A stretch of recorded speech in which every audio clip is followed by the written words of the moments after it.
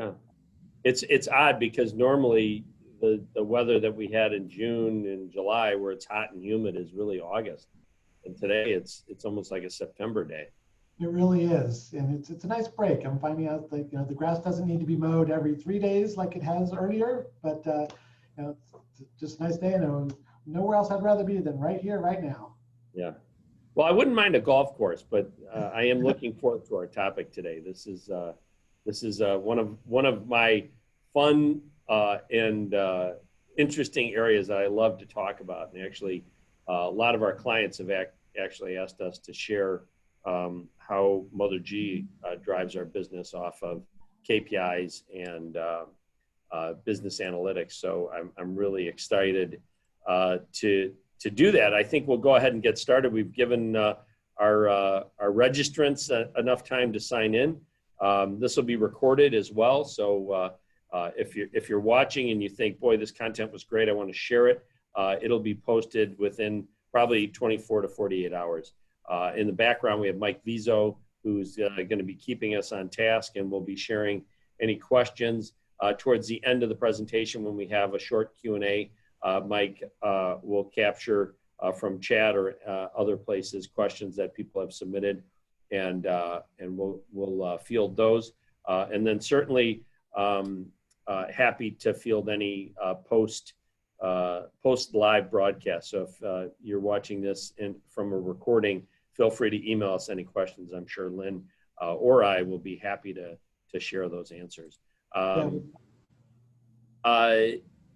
Today, the idea that we have is really that business has really been turned upside down, and there's, business is hard to begin with. It's even harder now with COVID. And I think, as we talk about the topic today, we really want you to start thinking about 2021's planning. We're really nearing that point where Q4 is almost ready to go, and you really need to be thinking about 2021. But you really also need to rethink maybe that traditional model because things have changed so much with COVID-19 and how people are working remote, the recession, depression that we're in, whichever you want to call it, how we come out of this recovery. Stock market's going crazy, but business is not, retail still dying. There's so many different factors that are going on that I think you need to take a different approach to that planning, and that's what we'll explore with Lynn today. My name is Dave Davenport. I'm CEO of MotherG. We're a technology MSP. We strive to make our clients titans of industry through the use of better technology. Lynn, can you introduce yourself briefly for us? Sure. My name is Lynn Corazzi. I am the founder and chief data magician at Data to Profit Consulting.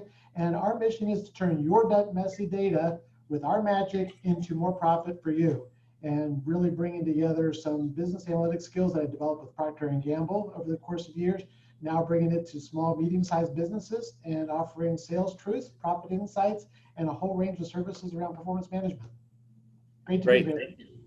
Thank you, Lynn. I'm really excited. This is a really important area of business for us, and I'll get to that in a moment. I do want to offer anybody who is really interested in looking at their business in a different manner. We do a roadmap review.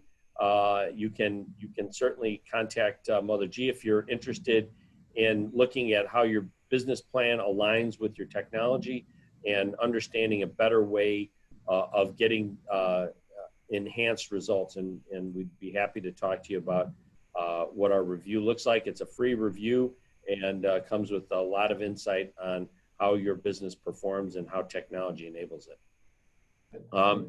So let's dive in, Lynn. I'll share a little bit of context and how we ended up together. MotherG really was struggling a number of years ago. We had data that was in the organization. We were trying to understand what that data meant.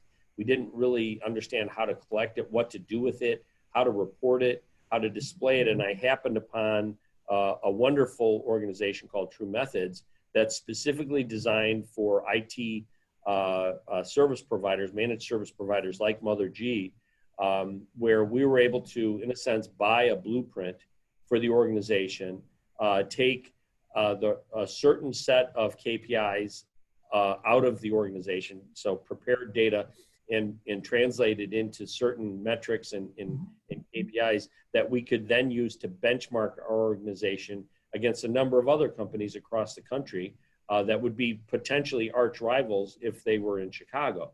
And from that, then it allowed us to get very granular, very focused around our strategic planning and start generating tremendous efficiencies in performance improvements.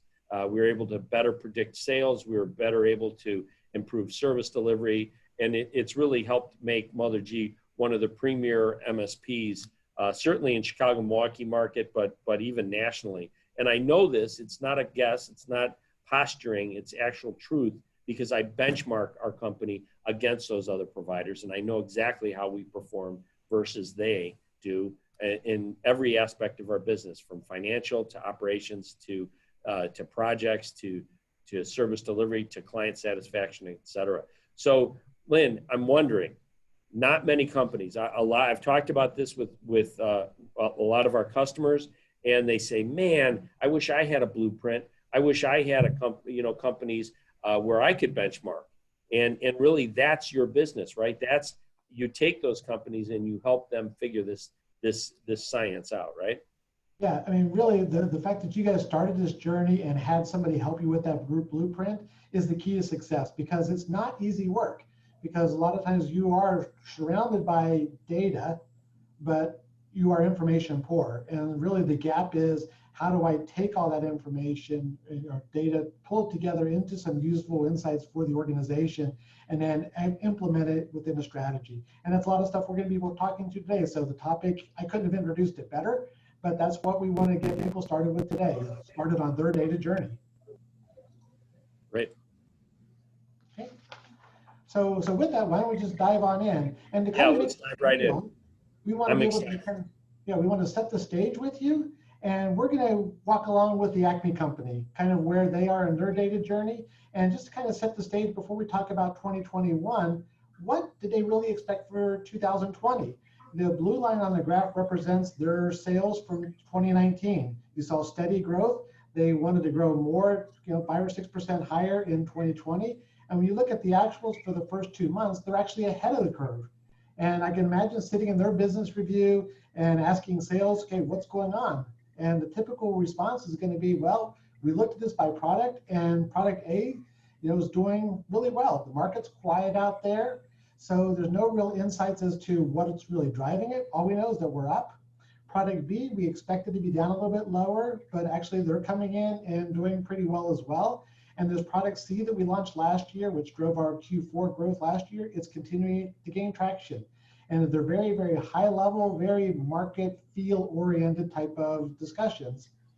And so now that was February. Sounds good, really, right? Yeah. Until when you flip the next slide, what actually happened? Fast forward 6 months, and now we have March through August. We all know what happened. COVID is hitting. And they could have either been on that benefit of it. Unfortunately, people are benefiting out of all the misery that's surrounding COVID, but the reality is companies are doing very, very well. It's that top line. Or, you could be the opposite end and really a COVID bust situation, and finding out Acme could have gone one of two ways. I guess the middle of the road is there are lots of businesses out there that it's humming along, no big plans. No matter what line you're on, though, the big question is, how long is this going to last? How do I start planning against the next year for this? Which are some of the key questions? What's our competitors doing? What products are we focusing on? Which customers are up and down? Which market? All these traditional views are what people are struggling with now. Yeah, I mean, it's scary because you don't know, right? I mean, that's just it. Yeah, so this thing could, if everything goes well, COVID's over, then where do you return to? How quickly does this bounce up? So that's what the whole planning process is all about. So if you can click up to the next slide. Really, the business journey, we're going to be talking about what does it look like, and what does it look like for Acme pre-COVID, but more importantly, post-COVID. What are the things, and how do we bring everything together? So let's go ahead and just start the next one. So really, before we actually get into the process, what is strategic planning? It's really an opportunity to set the priorities for the next year in terms of your strategy, what your forecasting look like, what are your expectations. And it's really a business evaluation. If you do it right, you do a better job of assessing where you are today. And it's really helpful to know how you got here before you can decide where to go. And it's funny how I spoke a while ago with a business owner. He said, "How are you doing?" He said, "Well, we're up 5%.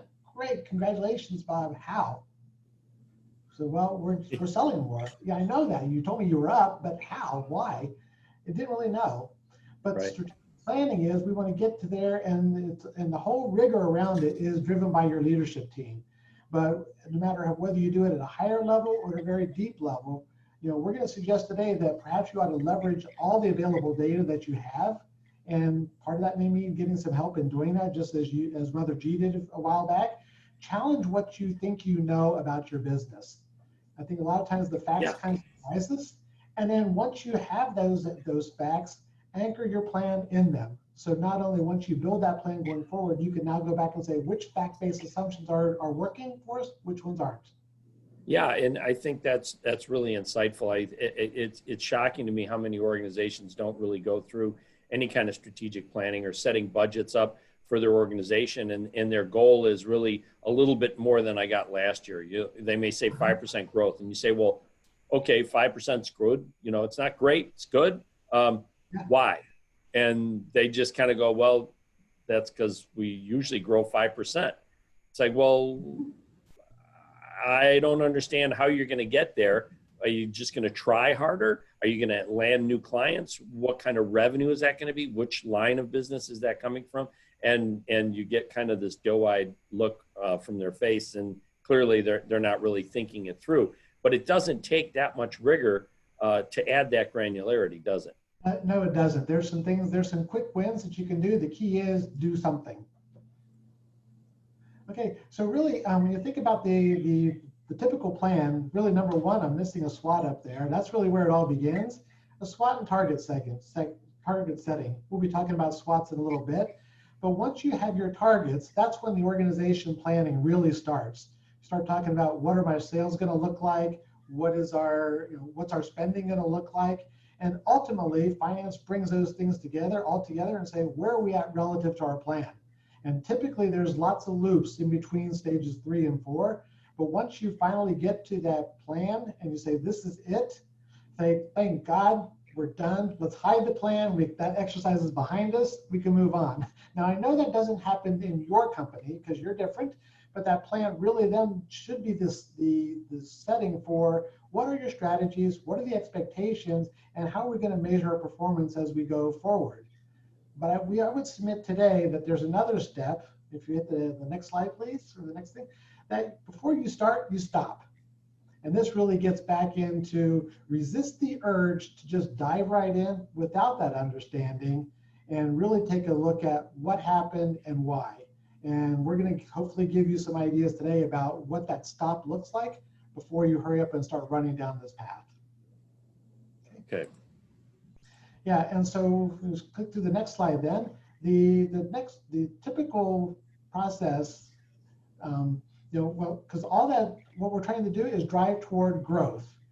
And in a data profit consulting, we talk to our clients about growth as a function of 3 different elements. It's your strategy, it's your capability, and your culture.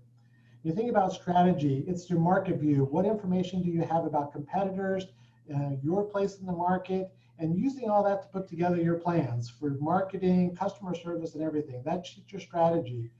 The next step is your capability, your systems, your people, your work processes. Now that's exactly where MotherG comes in, to help you put together the systems that allow you to really leverage all the data and the work processes for efficiency, for incremental knowledge, all built into the capability, not only of your systems, but it's the training of your people as well. And that third element that's so important is your culture. And it begins with the leadership. What are the tones, the expectations that you have? What are the values for the culture? And then ultimately then are people owning their responsibility within the culture?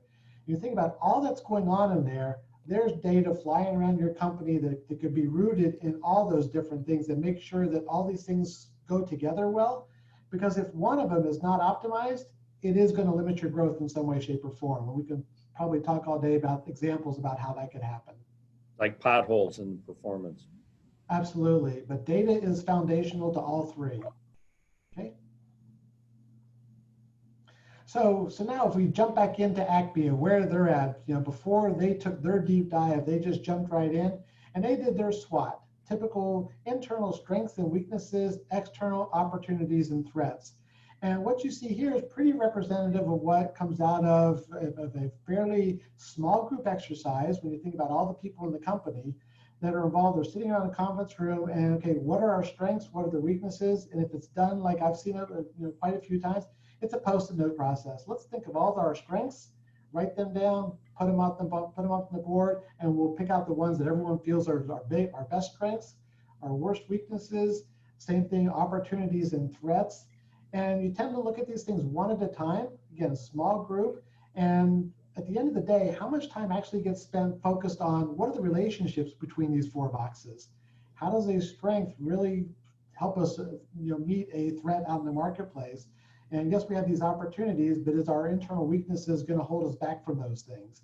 And really, this is the first step oftentimes and the shortest. Because, go ahead, we're good. Go ahead and flip back to the next one. Go to this. So we take then so once we know what that SWOT looks like, and again, at this point, it's a very qualitative thing, then the expectations came down as we saw in step 2 of our roadmap, and now really the forecasting begins, typically led by finance and accounting using a planning software, or more often than not for small to medium-sized businesses, just in Excel. Great tool there, and there's lots of things that you can do with it, but the focus really starts in 3 areas: sales revenue, your cost of goods sold, and your SG&A, your general and administrative expenses. And really what these are ultimately going to be rolled up and aligned to your income statement. So we see on the slide here, sales are 100, cost of goods sold 75, you get to a margin, your selling and administrative expenses come down, and your profit. And Dave, as you talked earlier, typically this forecasting is done year over year, percent of growth. Or you know what? No, we need to have profit. Last year was $5 million. This year or next year it's got to go up to 7. And you get those types of top-down things, and the planning all comes down. The work boils down to these 3 areas. Okay. So what happened to our Acme? Like after a decent January and February, yeah, they unfortunately were more impacted on the downside. And so when you look at the traditional product view, where product A, B, and C are up or down anywhere from 18 to 15, 50% for an average of 30, no matter how you slice this, your products, your geography, your seasonality, nothing is really going to give you good guidance for next year. So at this point, is it more of a put your thumb in the air and try to figure out what you expect, or are there other choices other things that you can do to look at your sales and really understand them? And that's what we want to offer to you on the next slide. So one of the things when we talked about having additional data and the value of looking at it in a different way, we're going to look at sales and the value of customer behaviors. And this is taking what you know about your customer's behavior from a quantitative standpoint, what they buy, how often they buy, and merging it with some qualitative data. And we've done this for the Acme group and really identified 3 groups of people that they sell to. It's the believers. These are the people that love us and we love them. Your steady customers, they come and go. They tend to shop around, but usually come back to us. And then the irregulars. We get a lot of people that come in through our website. They place an order, they drive some sales, but they don't really cause lots of sales. But we also found that they're expensive to serve. And then now you slice the Acme business and their sales, the blue group, the believers on the graph, that dotted line was our expectations for the year, and the solid line is the solid. And you see, even after 6 months of COVID, they're getting pretty close back to expectations of what we thought. The real miss then is in the steadies. And aligning on these customer behaviors and really understanding their behaviors really marries up very, very well to what you're trying to do from a marketing standpoint and influencing your customers. And actually then it also gets to where your sales team's behaviors, what customers are they attracting? Are they trying to get people who are going to be steadiers, or are they focusing on the retention of the believers? And this insight can become the basis of your pricing strategies. And once you know what customers are in which group, Now you can also then do profitability by region, by market, and all the information can be sliced in so many different ways, and you can actually get to what group of people is actually maybe my most profitable. Yeah, And I mean, this is a great explanation for, where you should be deploying your resources. If you think about your believers, why would you really spend a lot of money marketing to them right now when they're almost back on plan? And you're not really going to juice that much more out of them by marketing to them versus the studies that are way below plan, where you really want to attract them back and try and turn them into believers if possible, right? yes, yeah. So you now think about going back to the growth formula, strategy, capability, culture. Now we know focus on the studies. We can put our capability there, and our culture is we're going to go off and figure out how to reward people for reacquiring the studies that left us. And Yep. so really that does bring everything into focus again. Right. Okay. And so really, so we've talked there about, the sales function, and cost of goods sold kind of flows through that. Whatever volumes you're forecasting for, determine your cost of sales. And now you're getting back into those more administrative sessions. Because now if we click into the staffing, with the drop in sales, chances are we've unfortunately had maybe furlough some people. When do you adjust and bring them back? Do we need to bring them back with different skills? If we go to continue the work from home, what are all the policies and perks that get tangled up in that? And what's that going to do to your overall staffing cost? When you then think about marketing and sales, what are your customer trends? Do we need to get into more channels? How do we need to rebalance our spending? And how do we reach the steadies as opposed to the believers? What do we do with the high cost people who come in? And from a sales standpoint, are we Zooming or traveling? And how much is that going to cost us? Are we try to catch up? And also then think about, too often we do our fixed, our budgeting by department. And do we really put the focus on how much of that is truly fixed versus variable? Because in the long run, everything is variable, but people are harder to flex. And do we have the right people in the staffing and roles? What is our capability in terms of our IT, data analysis, operations? And are we taking on additional fixed expense, for the future years with capital spending and depreciation? Right. Or what can you delay if possible, right? Yeah, absolutely. And then finally, you wrap up with, hey, if we've got a building, part of the news right now is how much square footage are you going to need for your operations going forward if a good chunk of your workforce can work from home? But of the people that come in, what do we have to do to make it safe in terms of PPE, safety spending, and then ultimately what's going to be the different volumes that we plan against on plant scheduling or operational scheduling. So when you think then about all the stuff that we've talked about, what could your SWOT look like if you've done some more of the analysis? It wouldn't be nice to know all that as you're doing this. And now you can say, hey, our strength really has been our customer service department, because we've brought back and we've kept all those believers. We've had a lot of our people join our virtual happy hours, showing that, they're doing additional training. They attend the lunch and learn to know what's going on in the business. Our weaknesses, we maybe identify more directly now that our sales commissions and profit sharing are not tied to the KPIs that really drive our business. A lot of our people is not coming back, and we've quantified some of these things by looking at our fixed and variable cost. We now know that given the downside of where we're at now, we have a high ratio of fixed costs. So what might that do for profit projections next year? Same thing with opportunities. We can quantify a lot of this stuff, and even in the words I've put together here, product C is selling well. Well, what is well? Well to expectations, well to the COVID environment. So there's even more stuff that you can have here. And then of course you got the threats. So we've added data, we've created new information, and our SWOT now has some different context to it.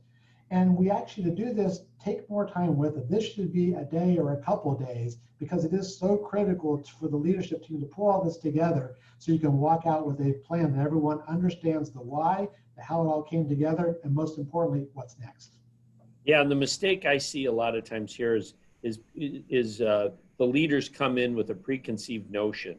They've got their gut instinct about what they want to do, and they kind of grease by this phase, and they don't really lean into really what the information is trying to portray Instead, they kind of come in with their preconceived notion and just say, well, here's what we're going to do, regardless of what the market changes seem to be telling us. Yes. I know I've been in this business for 20 years. I get it. I understand it. But yeah. Right. all the nuances underneath it, that's the tricky part. Yeah. Yeah. Okay. So if we pull this all together, one thing that anything I know about my forecast is it's going to be wrong. But this total statement up here is one I feel very comfortable in saying. 2021 will be very different from a very different 2020. And to get just well to said. get to it, you need to assess where you are and why at this point. You need to explore your customer behaviors and the impact that it has on your strategy.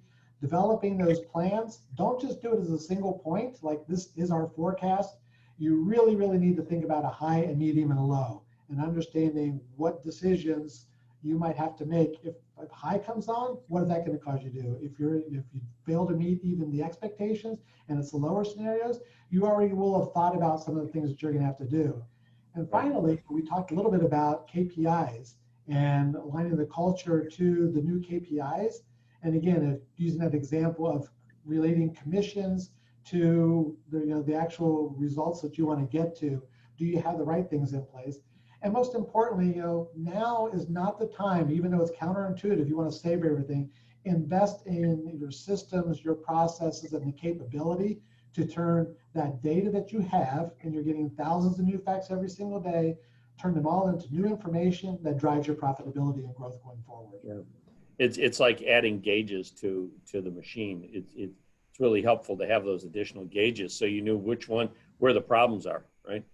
Yeah, and if you build your forecast based on fact-based assumptions, as I mentioned before, you can go back and now say which of those assumptions is really off and what do we do about it next?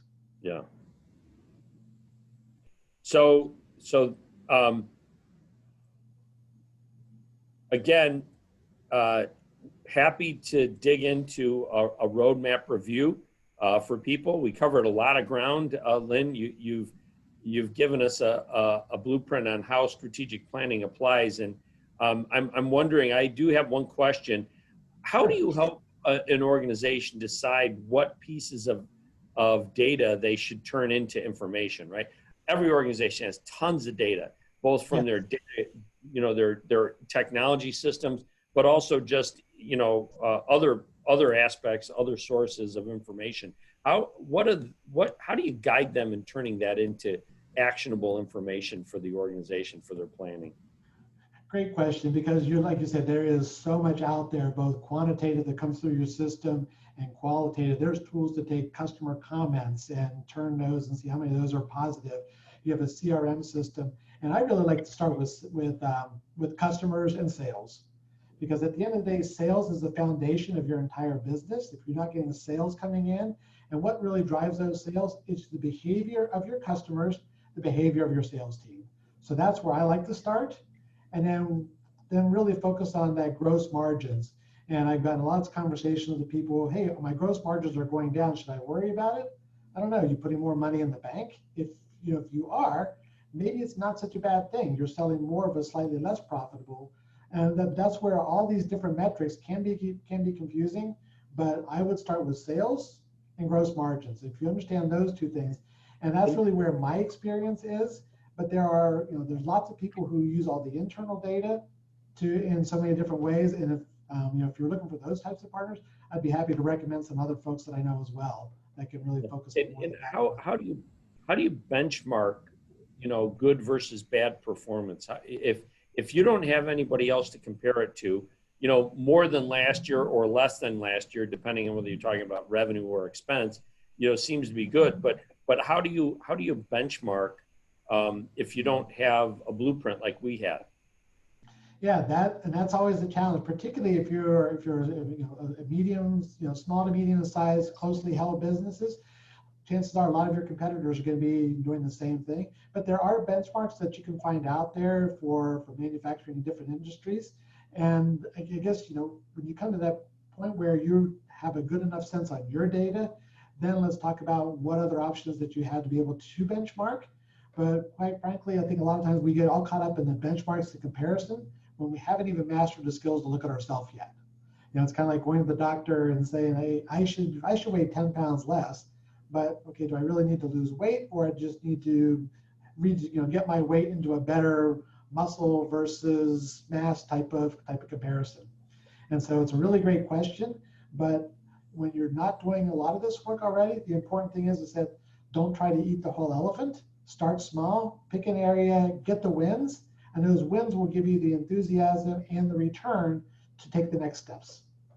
Yeah, I mean, I can personally relate. You know, we got started in that area, and we were on the right path, but we weren't sure, so we stopped. And it was so stupid, you know. But after time, developing the discipline of collecting the information, reporting it, reviewing it, and just trying to make certain benchmarks better was really a good discipline to have, I guess. Yeah, and even big companies that try to take on projects like this find that the effort doesn't yield the success that they were hoping to get out of it, and it comes from your leadership team, from Dave, your chair, the CEO on down. It's got to recognize this is an important thing, and to have that buy-in and a map for going forward. I worked with a company, they started building a data warehouse, and all they got was more reports. They didn't, at that point in time, have any new insight, new information coming out of it. But they were cranking out lots of extra reports, lots of extra, so that they were doing the right thing, kind of not as right as they should have been doing it. So I have a couple of questions coming from our audience. 80% of the registrants said they started planning in Q4. And I'm wondering, the question came in here, is there a preferred time?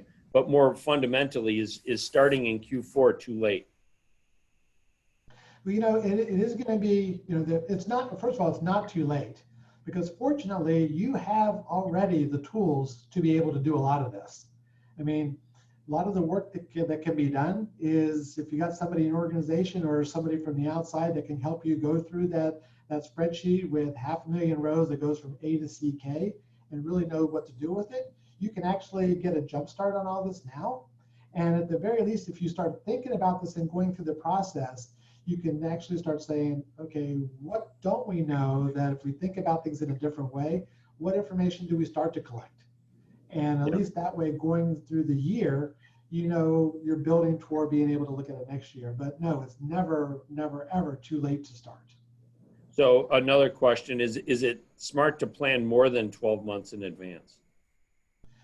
There's to some part of strategic planning, it says where are we going to be 2, 3, 4, 5 years out. And the company that I worked with, we went out 5 years. When I was with Procter at the time, they went out 3. Because so much to change, you could try to map out this process going out. All you're doing is making the Excel spreadsheets or the planning software doing more than I think you're going to be able to. But if you really focus on that first year, that's your plan for this year. That's what you're going to measure your performance against. And there's some people say, hey, if you get to a rolling 12-month, do you actually need, with all the right processes, do you actually need to do an annual plan? Yeah, it just becomes part of the culture. It's funny. We do technology plans 18 months out, and the reason we do them 18 months out, each quarter they're mapped out 18 months in advance, is because it allows us to get that annual CapEx budgeting in place for any kind of major investments like an ERP uplift or something like that. But it also keeps us tied to the change in technology that we might want to take into account. 18 months is a long time when you're talking about technology development. Yes. I would suspect in capital-intensive businesses where you have large machines and whatnot, where it might take a year just to get the tool and die in place, and then you're going to have a 5-year run on a certain product. That planning should probably be longer term because of the nature of the business, right? No, absolutely. I mean, every business, you got to figure out what's going to fit for you, and build your planning process to support what you need. Yeah. But even then, you think about a 5-year horizon. How quickly technology changes, how quickly market conditions or social conditions change. I mean, again, I think you started this morning with the statement that, man, so much has happened in the past 6 months that was completely unimaginable. Yeah. Imagine all the things that you can think of. Yeah. And So I've got a couple more here. I want to make sure that I get them. I get them all out to you. I know data points are really critical in the planning process. And the question is there a possibility of having too many data points that you're trying to factor into your planning? absolutely, you can get lost. And I worked with one company. We started with KPIs, then went to lots of KPIs, lots of PIs, then many, then a numerous, then an owner's number, because all of a sudden they figured out everything is measurable. We should measure everything. Right. But really, you got to stop and look and say what really is driving your business.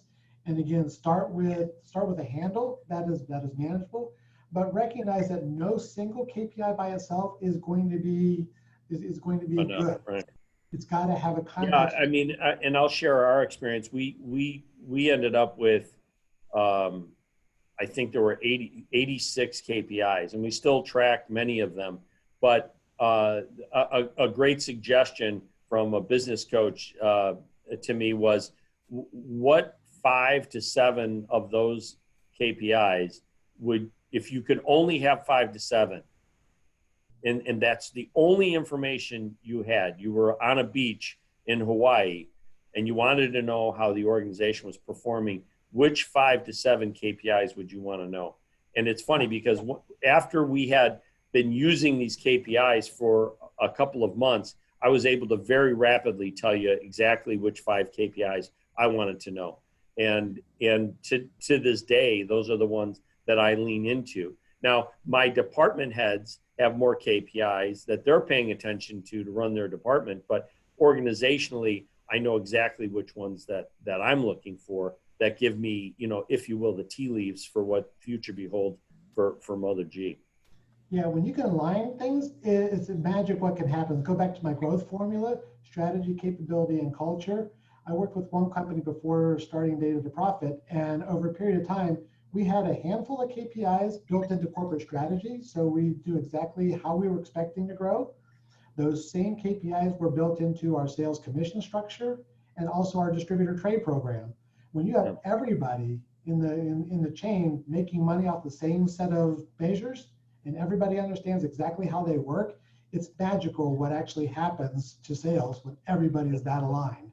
And it all comes down to the capability, culture, aligned with strategy. It was pretty cool. Yeah. And John asked, how important is culture really, and how do you quantify that? Culture, I mean, that's a whole separate discussion, but culture drives everything. You think about it, when people come in and they're engaged in their work and they feel like what they are doing is somehow contributing to the overall results of the organization, again, you get people aligned around that. They're excited to come to work. Culture is everything in terms of my concern. If you're trying to do it's huge. a change project and don't have the culture accepting of change, or the culture and the leadership, are kind of at odds with one another, I cannot underestimate the impact of culture. Because I can't agree with you enough, Lynn. It's so important. It's so important for service-oriented companies like MotherG, but I think every company and everyone's culture needs to be tuned to their organization's value proposition and their operating principles. I think those are really important aspects that every culture is a little bit different. But I'm wondering, is there a way to quantify culture? Yeah, there's different ways that could be done. I mean, I'm not a culture expert, but there are people you can do an employee survey to get an idea of what your engagement looking like. There are lots of leadership organizations, and I'd be happy to recommend a couple that do a culture assessment, and they can come in, they can look at this and tell you whether you have a high performing culture or one where people are disconnected. But whenever you read literature about engagement, if you have a 30%, unfortunately, you're considered good, highly engaged. But that was the difference between Southwest and a lot of the other airlines, that there was this culture of excitement in Southwest. And you see a customer, when people really believe in their company, they think their company does the right things, I'm going to want to work there because I'm contributing to something much bigger than myself. And I think that's what every human's looking for. Yeah. I got one last question before we wrap up. Do external factors matter, like the stock market performance, or is your internal data, the information that you're creating out of your operation, enough? You know, it kind of reflects on the organization itself. I talked to one leader who was very fond of saying during the recession, it's like, we just choose not to participate. We're going to do the right thing, have the right products that are out there. And if we go about our way and demonstrate the value to our customers, we should be successful. And by gosh, even with the commodity product, they were very successful. So yeah, all that stuff, the macro economy, obviously you can't ignore that. But if you're really focusing on where are you providing value, that's going to be the best thing that you can do. Okay, so Lynn, you want to wrap us up here?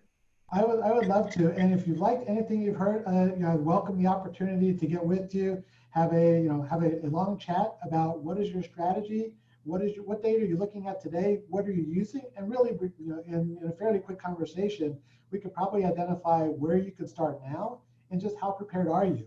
And so ultimately, like I said, if I'm collecting a bunch of data and not doing it, it's probably actually costing me money, because when people do try to use it, the data is not clean. It's too hard to get to, which prevents people from doing it. But that assessment and where you can start and how quickly we can do some of this stuff, I'd love to have that conversation. You can find me there at Lynn Corazzi at datatoprofit.net. Data to Profit is our website, datatoprofit.net, and you can find me on LinkedIn as well. Yeah, and I love this. Data without purpose is waste, and it's so true. You know, generating those reports, generating information that we're not using in our operation is just a waste of time. It may make us feel better, but if we're not really using that information to drive better performance, why bother? Yeah, and the waste shows up in a number of ways. One company, the one I mentioned before, that was creating all these reports, the IT team creating those reports actually started having a 1-hour meeting every other week with the leadership team to prioritize their work. And you talk about a waste of leadership effort and leadership input. It was just pure waste. Yeah. Well, Lynn, thank you very much. And thank you, all of our guests, for joining us today.